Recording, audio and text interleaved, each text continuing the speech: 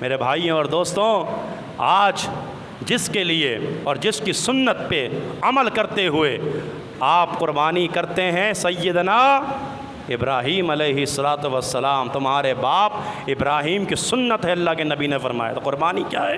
تمہارے باپ ابراہیم کی سنت ہے، ابراہیم کی سنت پہ عمل کرتے ہو، اپنے ہاتھ سے جانوروں کو ذبح کرتے ہو، تندرست جانور، موٹے جانور، توانا جانور لاتے ہو۔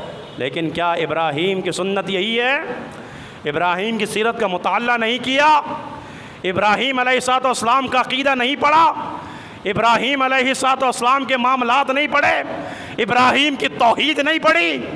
اللہ اکبر! پڑھو ابراہیم کی توحید پڑھو، ابراہیم کا عقیدہ پڑھو۔ اور میں اکثر ہر دفعہ کہا کرتا ہوں کہ لوگوں یاد رکھو، سنت ابراہیمی ادا کرنے کے لیے عقیدہ ابراہیمی کا ہونا بہت ضروری۔ سنت ابراہیمی ہے، ادا کرو، مال ہے خرچ کرو، لیکن عقیدہ کہاں ہے ابراہیم کا؟ ابراہیم کا عقیدہ کہاں ہے؟ ابراہیم براہ راست اپنے رب کو پکارنے والا، ابراہیم براہ راست اپنے رب سے اولاد مانگنے والا، ابراہیم اپنے رب کے حکم کی تعمیل کرنے والا۔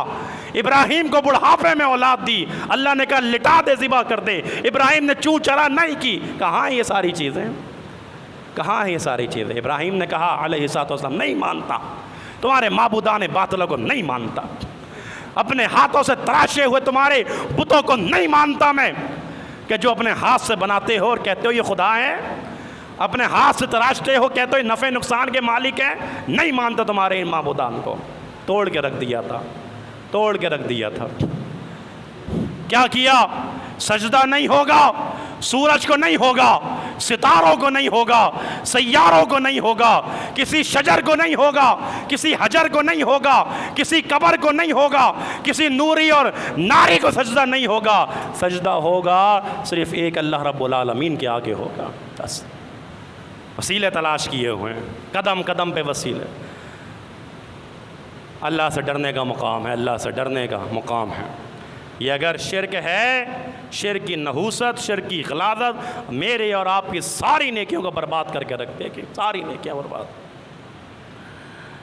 سیدنا ابراہیم علیہ السلام کی سنت پہ عمل کر رہے ہیں؟ جی ہاں، ابراہیم کا عقیدہ اپنا لیجئے۔ عقیدہ ابراہیمی یہ ہے، اللہ کے علاوہ کوئی حاجت روا نہیں۔ عقیدہ ابراہیمی یہ ہے، اللہ کے علاوہ کوئی مشکل کشا نہیں ہے۔ عقیدہ ابراہیمی یہ ہے کہ صرف ایک اللہ کے سامنے سوال کرو بس، اور کسی سے کوئی مانگنے کی ضرورت نہیں ہے۔